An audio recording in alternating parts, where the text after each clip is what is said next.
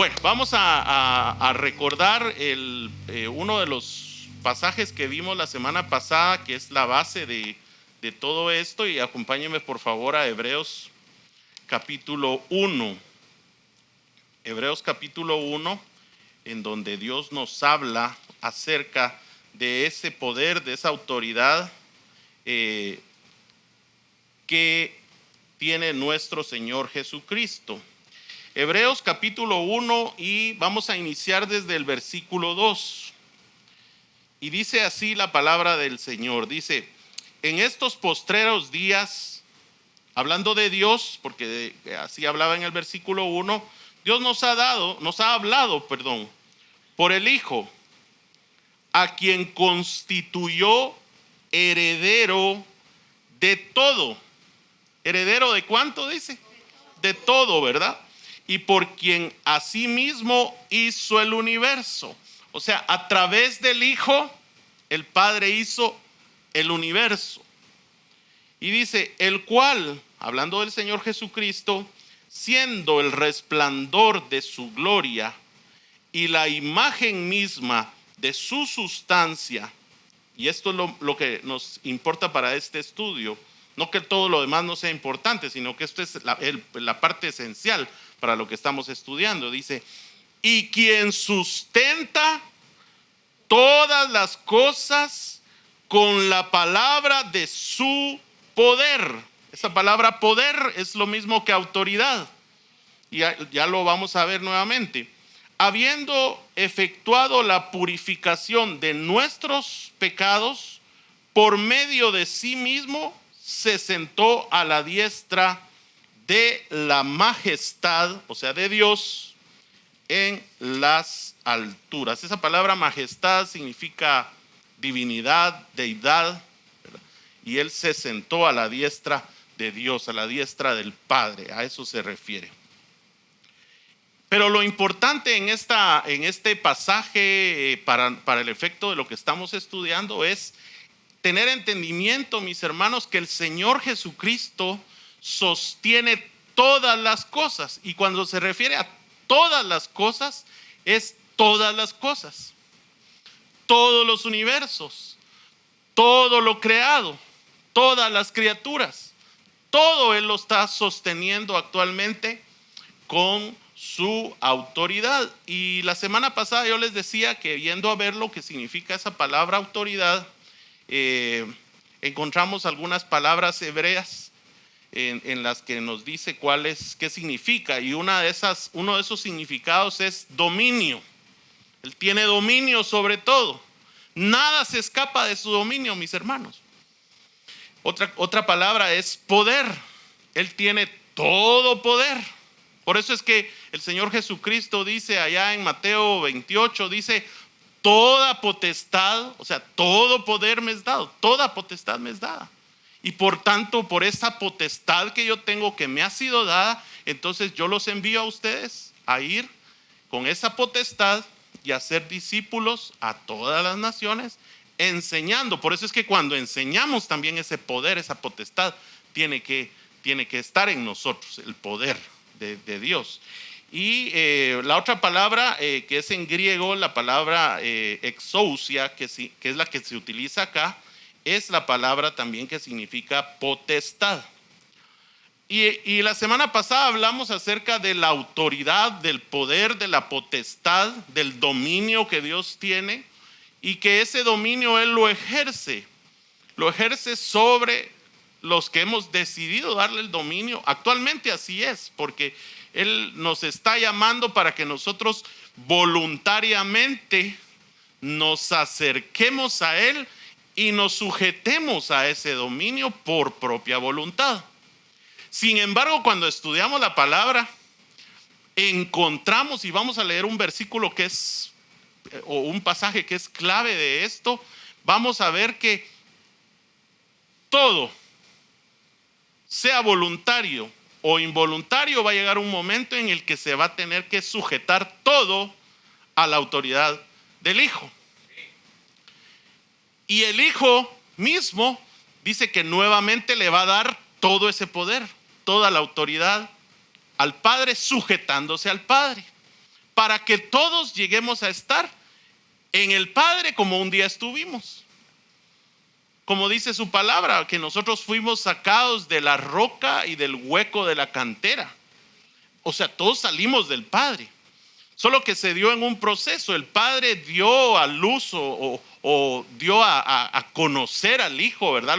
A eso se refiere cuando lo engendró. El Hijo siempre estuvo ahí, pero el Padre lo dio a conocer. Y después, a través del Hijo, creó todas las cosas. Y entre eso nos creó a nosotros.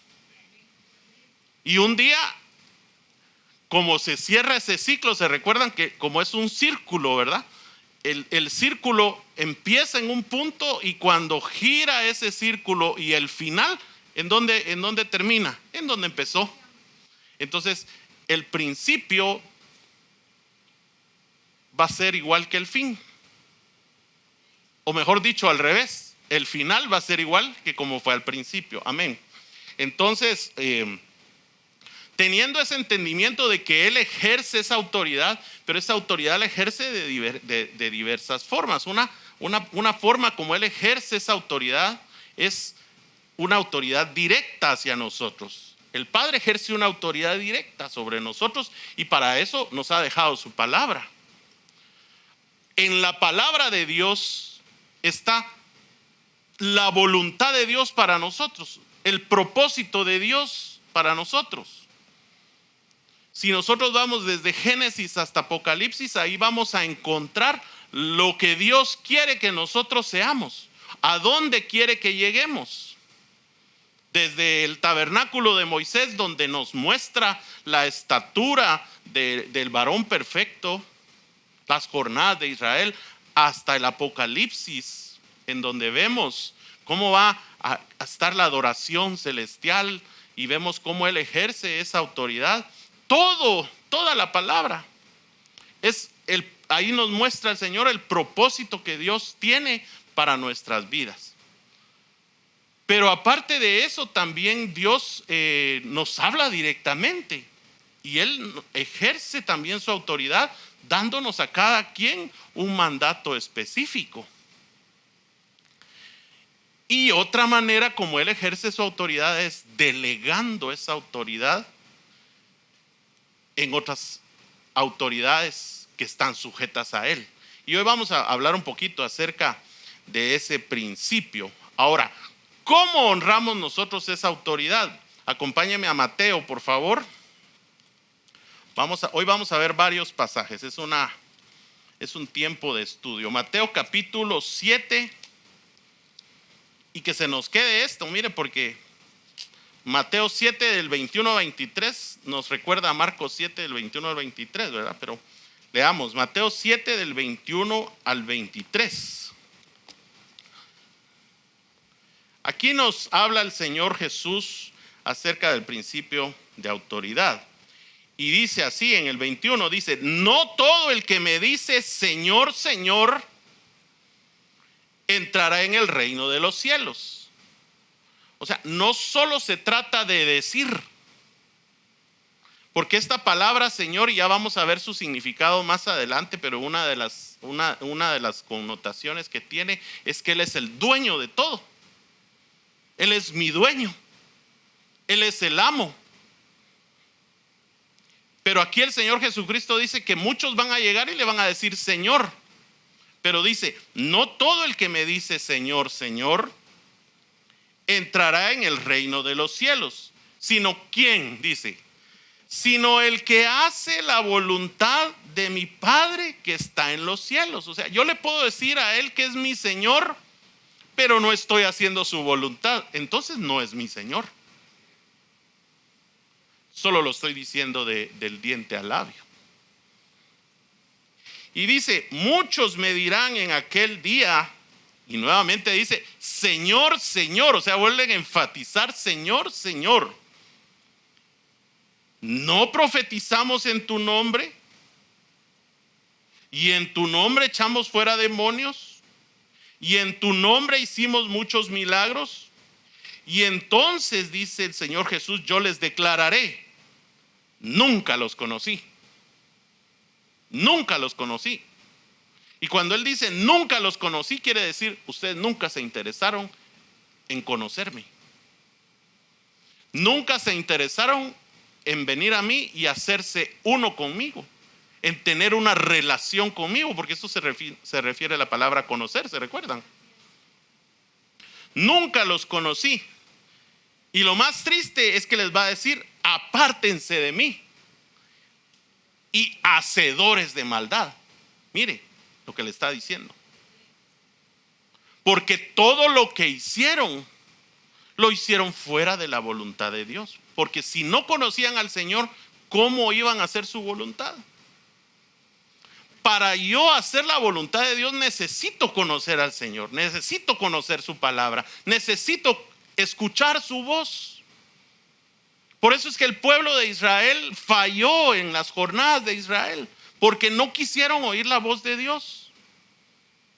No quisieron escuchar la voz de Dios cuando Dios quiso acercarse a ellos y Él hablar directamente con ellos. Y muchas veces nosotros somos iguales, porque no buscamos a Dios para escuchar su voz. Mire, la voz del Señor no la vamos a escuchar a menos de que nosotros nos metamos con Dios, pasemos tiempo con Él. Y cuando pasemos suficiente tiempo con Él, va a llegar el momento en el que Dios nos va a empezar a hablar. Pero por eso es que Él dice: nunca los conocí. Ustedes lo que hicieron no era la voluntad de mi Padre. Entonces, ¿cómo honramos a Dios? Bueno, en primer lugar, pasando tiempo en su presencia, aprendiendo a conocerle, pasando en tiempo con su palabra también, meditando en su palabra todos los días, porque en su palabra, les repito, está la voluntad de Dios, el propósito de Dios para nosotros. Conocemos algunos versículos claves, ¿verdad?, que nos dicen cuál es el propósito de Dios para nuestra vida. En Efesios 1:3, por ejemplo, donde dice que fuimos escogidos por Él, fuimos predestinados para ser santos y sin mancha y estar delante de Él. Pero toda la palabra nos encamina a esa santidad, a esa limpieza de corazón, a que seamos apartados para Dios. De hecho, el llamado que Dios hizo para nosotros de ser un pueblo de sacerdotes, como le hizo al pueblo de Israel, está vigente para nosotros. Pero eso solamente lo recibimos teniendo comunión con Él.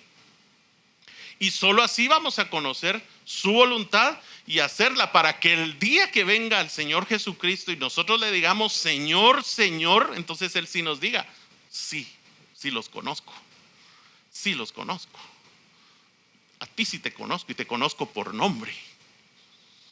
Así como, porque Él dice que Él conoce también, así como las ovejas oyen su voz y lo siguen, también Él conoce cada una de sus ovejas, y ninguna se le pierde.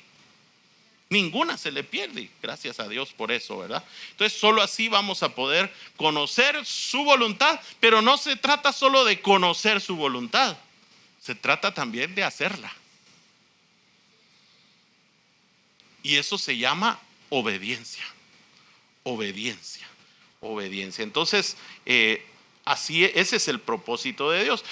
¿Cómo funciona la autoridad? Hay un ejemplo en la Biblia y acompáñeme ahí adelantito a Mateo capítulo 8.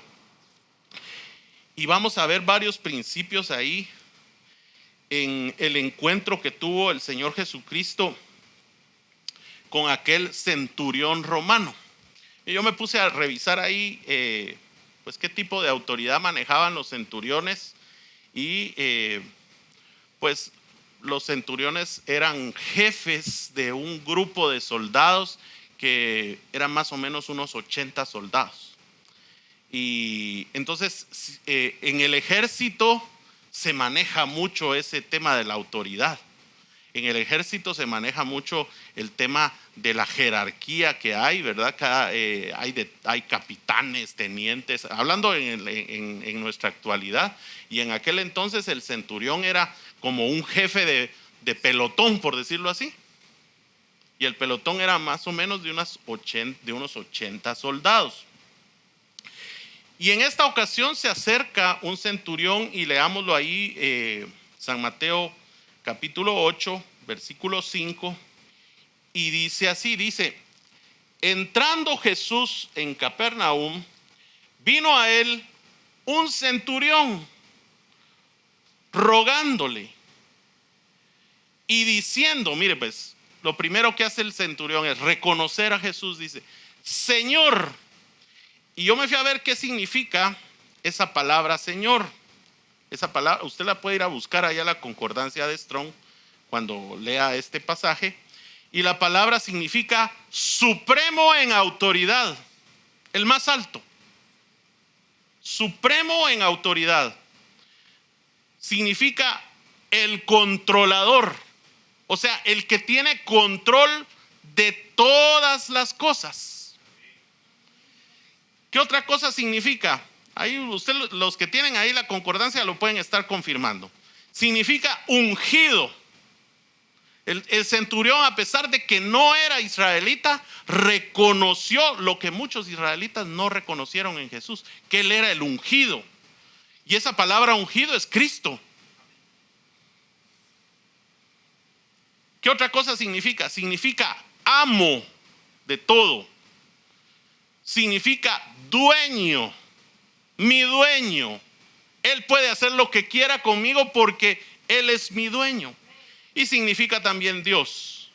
Entonces vea la actitud de un gentil. Y recuérdense que los gentiles en aquel entonces eran personas que ante los ojos de los judíos eran despreciables, pues. Y por eso vamos a entender lo que sigue, porque dice, Señor, le dice el centurión, mi criado está postrado en casa, paralítico, ¿y qué más? Y gravemente atormentado. No sabemos qué le estaba pasando, pero esa palabra de gravemente atormentado quiere decir que le estaba pasando una aflicción, un dolor, estaba pasando una situación bien complicada con esa parálisis que tenía. Yo pienso que hasta lo estaban atormentando ahí aquellos que usted conoce, ¿verdad? Espero que no los conozca muy bien, pero ha oído de ellos. Y entonces Jesús le dijo, yo iré y le sanaré. Pero veamos lo que dice aquí el centurión. Y dice, respondió el centurión y dijo, Señor, no soy digno de que entres bajo mi techo. Solamente di la palabra. Fíjese, primero el centurión reconoció el señorío del Señor Jesucristo. Y en este versículo 8, él reconoce lo pequeño que es él delante del Señor Jesucristo. Porque le dice, Señor, yo no soy digno. Así como aquel publicano, ¿se recuerdan? Cuando dice que estaba orando un fariseo y un publicano. Y el publicano oraba y dice que ni siquiera alzaba su rostro porque no se sentía digno de hablar con Dios. En cambio el fariseo él sí se sentía jefe, ¿verdad? Se sentía de lo mejorcito. Y dice el Señor Jesucristo que los dos oraron. Lo que pasa es que el fariseo oraba consigo mismo, dice. Él oraba para él mismo, no, Dios no lo estaba escuchando. El cielo estaba cerrado porque con esa actitud de altivez él no iba a llegar a ningún lado. Pero el publicano sí, dice que el publicano salió justificado ese día. Salió perdonado ese día. Pues lo mismo sucede aquí con el centurión y le dice, no soy digno de que entres bajo mi techo. Y dice, solamente di la palabra y mi criado sanará. Mire, él conocía ese principio que leímos en Hebreos. Que Jesucristo sostiene todas las cosas con la palabra de su poder.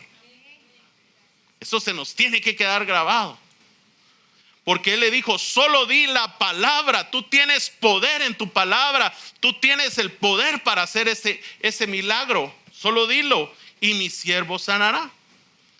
Y aquí entonces él le dice, y como él era un hombre experimentado en temas de autoridad, le dice, porque también yo soy hombre bajo autoridad.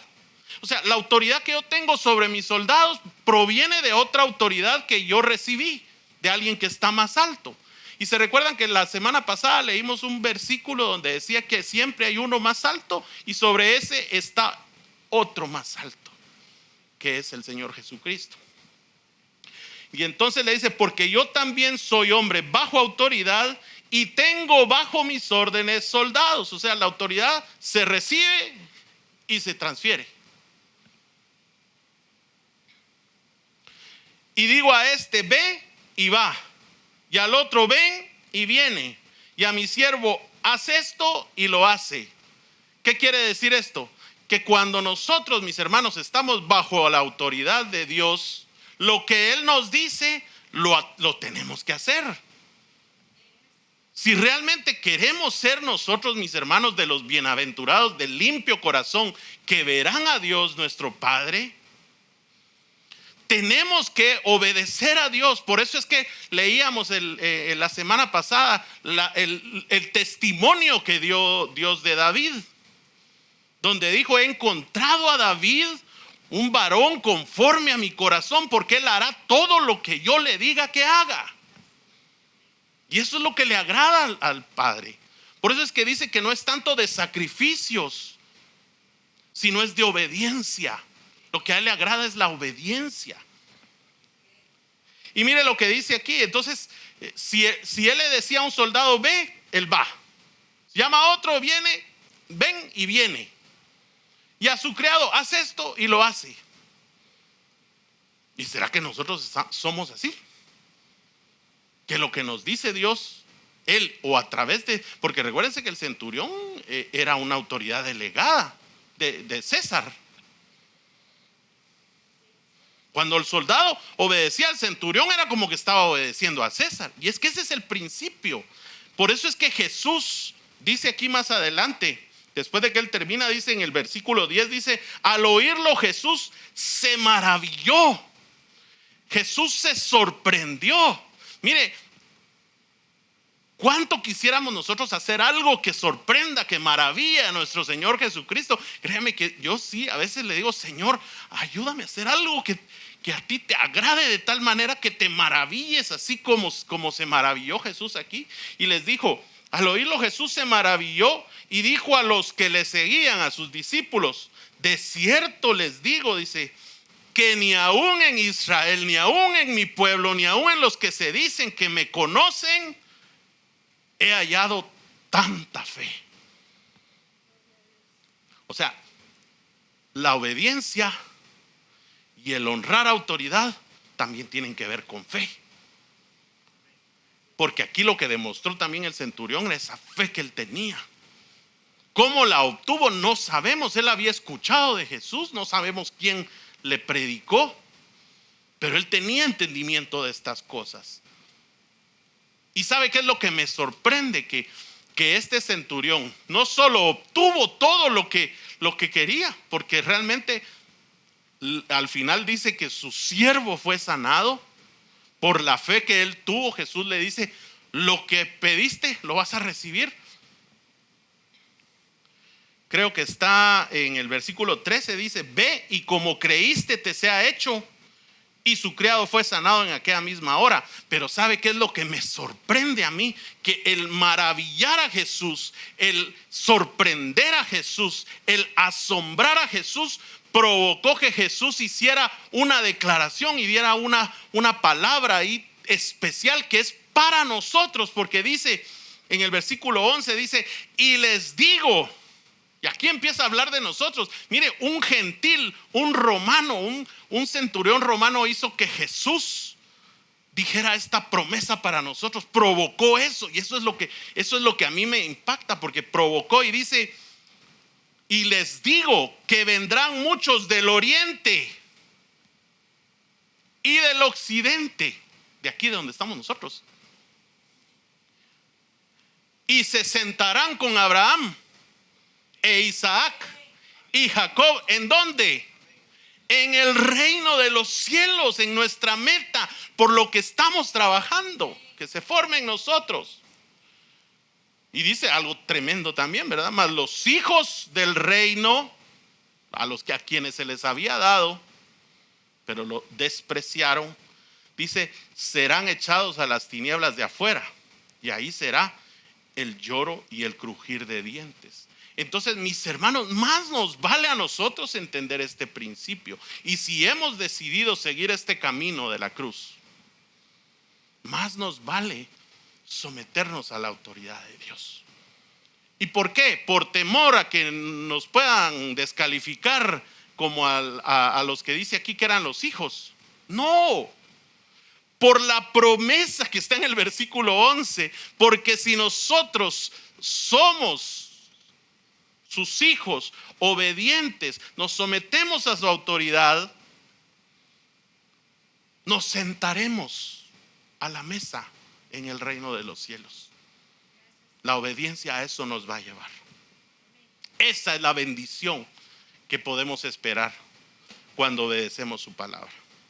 Y mire, la Biblia nos da muchos ejemplos de cómo honrar autoridad. Y se recuerdan, la semana pasada yo les decía, principalmente empieza en casa, honrando a nuestros padres, honrando también a nuestras autoridades. No importa si son autoridades espirituales o naturales, o autoridades, naturales. No importa, debemos honrarlas. Empieza con nuestros padres, sigue con nuestros jefes, con nuestros pastores, toda autoridad que ha sido puesta, porque ya lo leímos la semana pasada, en donde el apóstol Pablo dice: sométase toda persona a la autoridad, porque no hay autoridad que no haya sido puesta por Dios. Y el que se opone a la autoridad, a Dios se opone, dice. ¿Se recuerdan? Bueno, veamos unos ejemplos de cómo honrar la autoridad. Acompáñenme a Génesis capítulo 37. No le voy a decir el versículo todavía porque le voy a hablar antes. Génesis capítulo 37, y vamos a hablar de José. ¿Cuántos se recuerdan de José, el hijo de Jacob? José es un ejemplo de alguien que honró la autoridad en todas circunstancias. Aunque le fue mal, ahí estaba José, siempre honrando la autoridad, y recibió de Dios. Y va a ver lo que recibió José. Mire, pues Génesis 37, vamos a ver primero cómo se sujetó José a sus padres. En un versículo lo vamos a ver. Génesis 37, versículo 13. Dice: y dijo Israel a José. Israel era Jacob cuando ya le habían cambiado su nombre, ¿verdad? Y era el padre de José. Dijo: tus hermanos apacientan las ovejas en Siquem. Dice: ven y te enviaré a ellos. ¿Y cómo respondió José? Dice: y él respondió: heme aquí. Y mire, en esa ocasión, si usted sigue leyendo el pasaje, en esa ocasión, cuando él fue a sus hermanos, solo fue a que lo metieran en una fosa y después lo sacaran y lo vendieran como esclavo para llevárselo a Egipto. O sea, la obediencia a su padre le trajo una consecuencia negativa, pero Dios tenía un propósito. Así es que no nos preocupemos si cuando obedecemos a la autoridad, principalmente cuando la obedecemos apegados a la palabra de Dios, nos pueda venir alguna prueba o tribulación. Dios tiene un propósito con eso. Y usted ya sabe la historia. José fue llevado de esclavo a Egipto, y allá en Egipto fue puesto fue comprado por un oficial de la guardia de Faraón. De hecho, era el capitán de la guardia de Faraón. Y cuando José llegó ahí, no vemos que José se haya puesto a murmurar en contra de Dios, ni en contra de Potifar, que era su autoridad. Y él se sujetó a Potifar y empezó a ser su siervo ahí en la casa, y las cosas comenzaron a ir bien. Y se sujetó también a la esposa de Potifar porque era su autoridad, hasta el punto en el que ella le pidió algo que iba en contra de la autoridad de Dios. Y entonces ahí sí él por honrar a Dios antes que a los hombres, como dijeron a los apóstoles, se recuerdan en Hechos, cuando les dijeron a los fariseos: miren, consideren ustedes si es justo que honremos a ustedes antes que a Dios. Él decidió honrar primero a Dios que a esa autoridad que él tenía. Y eso le trajo consecuencias, y le trajo consecuencias todavía más difíciles, porque lo sacaron de la casa de Potifar y fue a dar a la cárcel. Pero en la cárcel él también se sujetó al carcelero. Se sujetó bajo la autoridad del carcelero, aunque era una autoridad injusta. Y dice que las cosas comenzaron a prosperar en la cárcel. Y usted ya sabe toda la historia, lo de los sueños que interpretó para el copero, para el panadero. No vamos a entrar a eso porque usted lo puede leer ahí en Génesis. Y después llegó hasta el punto en que llegó a estar frente a Faraón y se sujetó a la autoridad de Faraón. Y Dios ahí le retribuyó todo lo que él había sufrido por ser obediente. Y lo puso por segundo de Egipto. Le dijo: solo yo voy a estar encima de ti, le dijo el faraón. O sea, José lo puso como gobernador de toda la tierra de Egipto, aún sobre sus generales, sobre aquel que había sido su autoridad, Potifar, y sobre todas las personas, menos sobre el faraón. Pero a mí me da algo, porque miren, mis hermanos, si nos sujetamos y nos sometemos a la autoridad, vamos a alcanzar el propósito de Dios para nuestra vida. Porque aquí dice algo bien importante. Acompáñenme por favor ahí a Génesis capítulo 41, en donde ya Faraón lo está recompensando, por así decirlo. Mire, Génesis 41, versículo 42, porque realmente recuérdense que lo que estamos viendo es la bendición de sujetarse a la autoridad. Y dice: entonces Faraón quitó su anillo de su mano y lo puso en la mano de José. Le dio su anillo. Y dice, mire lo que dice, lo que sigue. Eso le debería impactar a usted y debería gritar ahorita y brincar. Y le hizo vestir de ropas de lino finísimo. Finísimo. Esas ropas que nosotros estamos buscando, mis hermanos. Esas ropas que deben ser nuestra meta. Esas vestiduras que deben ser nuestra meta. Dice: y puso un collar de oro en su cuello y lo hizo subir en su segundo carro, y pregonaron delante de él: doblad rodilla. Y lo puso sobre toda la tierra de Egipto.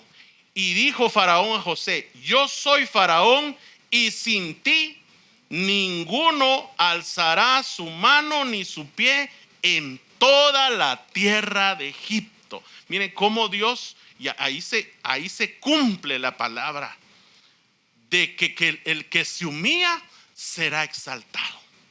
Pero no nos humillemos solo para que nos exalten, humillémonos porque eso le agrada a Dios.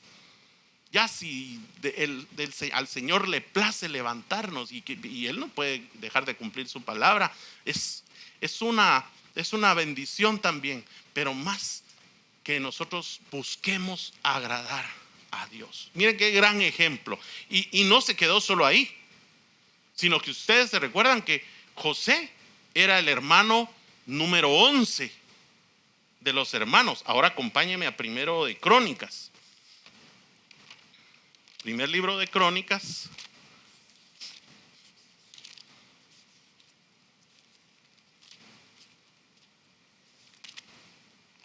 Me cuesta a mí con esto porque con la tablet rápido encuentra uno, ¿verdad? Pero Primero de Crónicas, capítulo 5, y vamos a leer lo que dice versículos 1 y 2. Gracias, Jesús. Aquí está hablando de los hijos de Jacob, de los hijos de Israel, y habla del primogénito. Y dice: los hijos de Rubén primogénito de Israel, porque él era el primogénito. ¿Quién era el primogénito? Rubén. ¿Se recuerdan que él fue el primogénito? Dice, mas como violó el hecho de su padre, sus derechos de primogenitura fueron dados ¿a quién? A los hijos de José, hijo de Israel, y no fue contado por primogénito. Rubén. Entonces, no solo obtuvo toda la bendición por honrar a Faraón y a todas esas autoridades, sino que obtuvo la bendición de Dios de haber honrado a sus padres. Y Dios le dio a él la primogenitura, la primogenitura que le correspondía a Rubén. Conocemos la historia del rey David, lo vimos el domingo. ¿Se recuerdan que hablamos un poco acerca de David? Y no voy a leerlo porque quiero terminar con el ejemplo más poderoso, pero David obedeció a sus padres antes de enfrentarse a Goliat. ¿Por qué creen ustedes que estaba él ahí? Porque su padre lo había mandado a dejarle unos quesos a sus hermanos. Y ahí está el pasaje. Si quieren se lo doy, pero no lo vamos a leer. Yo lo tengo aquí anotado. Primer libro de Samuel 17 y versículo 20, en donde el papá le dio la instrucción y dice que él al día siguiente preparó todas sus cosas y salió. No le dijo al papá, no le murmuró, sino que obedeció. Entonces, si vemos, el denominador común es que empezaron honrando a sus padres y después aprendieron a honrar a autoridad, porque David aprendió a honrar autoridad y nunca desafió la autoridad de Saúl, aunque Saúl era un rey que había caído de la gracia de Dios por desobediente. Y entonces Dios en Hechos da testimonio de David, que era un varón conforme a su corazón. ¿Cómo terminó David? Ya que andamos ahí en Crónicas, acompáñame allá al versículo 29, lo vemos. Capítulo 29, versículo 26. Y lo vamos a leer, usted ya lo ha leído, pero ¿cómo terminó? Dice, así reinó David, hijo de Isaí, sobre todo Israel. El tiempo que reinó sobre Israel fue 40 años. 7 años reinó en Hebrón y 33 en Jerusalén. Y murió en buena vejez, lleno de días, lleno de riquezas y lleno de gloria, Cabod, la gloria del Padre. Y reinó en su lugar su hijo Salomón. Entonces vemos la bendición que trajo el ser obediente a Dios, la bendición que trajo sobre David. Pero nuestro más grande ejemplo es nuestro Señor Jesucristo. Y el Señor Jesucristo siempre se sujetó a sus padres terrenales. En Lucas 2:51, si usted me acompaña, después de que se extravió aquella vez, ¿verdad? Porque lo encontraron ahí cuando era niño, y lo fueron y lo recuperaron ahí, que estaba en la sinagoga hablando con los ancianos. Dice en el versículo 51, y descendió con ellos, dice, y volvió a Nazaret. ¿Y qué dice? Y estaba sujeto a ellos. Más adelante vemos a Jesús obedeciendo también a su madre cuando en las bodas de Caná todavía no había llegado su tiempo, pero su madre cuando se acabó el vino, ¿se recuerdan? Le dijo, mira, se acabó el vino, haz algo ahí, pero todavía no ha llegado mi tiempo. Sin embargo, ella les dijo, hagan lo que él les diga. Y él hizo ese milagro en donde se convirtió el agua en vino, sujetándose a su mamá. Y no digamos cuando se sujetó a Poncio Pilatos frente a él, ¿verdad? Poncio Pilatos le dijo, mira, ¿no sabes que yo tengo la autoridad para liberarte o para matarte? No me recuerdo cómo fue que le dijo, porque no lo vamos a leer. Y él le dijo: ninguna autoridad tendría sobre mí si no te hubiera sido dado del cielo. Y por eso es que en Filipenses, en donde nos habla, ¿verdad?, de cómo él tomó forma de siervo y fue obediente hasta la muerte, y muerte de cruz, dice. Ahí demostró él cómo él operaba en la autoridad del Padre, pero recibió la retribución a esa obediencia, porque ahí dice que entonces Dios lo exaltó hasta lo más alto, hasta lo sumo, y le dio un nombre que es sobre todo nombre, para que en el nombre de Jesús se doble toda rodilla y toda lengua confiese que Jesús es el Señor, para gloria de Dios nuestro Padre. Y por eso es que él dice allá en Mateo 28: toda autoridad me es dada, toda potestad me es dada. Y solo quiero que terminemos con este pasaje que les dije desde el principio, Primera de Corintios capítulo 15. Con esto terminamos, para que veamos cómo todas las cosas terminan como empezaron. Primera de Corintios capítulo 15, versículo 21.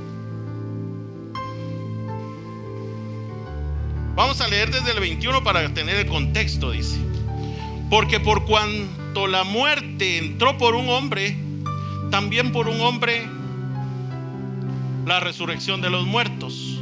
Porque así como en Adán todos mueren, también en Cristo todos serán vivificados, pero cada uno en su debido orden. Y mire, pues aquí empieza el orden. Dice: Cristo las primicias, luego los que son de Cristo en su venida, esos somos nosotros. Y dice: luego el fin, cuando entregue el reino, esa autoridad, al Dios y Padre, cuando haya suprimido todo dominio, toda autoridad y potencia, porque preciso es que Él reine hasta que haya puesto a todos sus enemigos debajo de sus pies.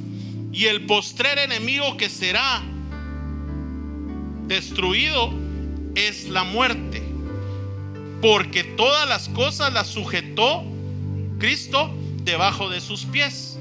Y cuando dice que todas las cosas han sido sujetas a Él, claramente se exceptúa aquel que sujetó a Él todas las cosas.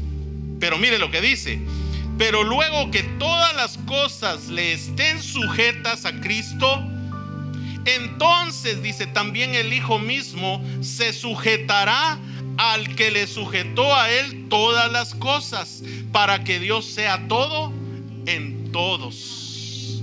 Entonces, todo se va a sujetar a Cristo, mis hermanos, voluntaria e involuntariamente. Hagámoslo voluntariamente, porque así vamos a cosechar la bendición. Pero hasta los que no quieren, hasta los que hoy no quieren saber nada de Cristo, se van a tener que sujetar a Cristo. Y todo va a ser sujeto al Padre. Y ahí volveremos a la roca y al hueco de la cantera del cual fuimos arrancados. Gloria a Dios. Entonces, mis hermanos, la decisión es nuestra. ¿Sobre qué principio vamos a vivir? ¿Sobre el principio de autoridad o sobre el principio de la rebelión? Por eso dice el Señor: este día te pongo a ti la bendición y la maldición. Escoge tú, la elección es nuestra. Yo, mis hermanos, quiero estar en absoluta obediencia a Dios. Sé que todavía hay muchas cosas, como decía el apóstol Pablo, no que ya lo haya alcanzado, si todavía hay rebelión en mi corazón.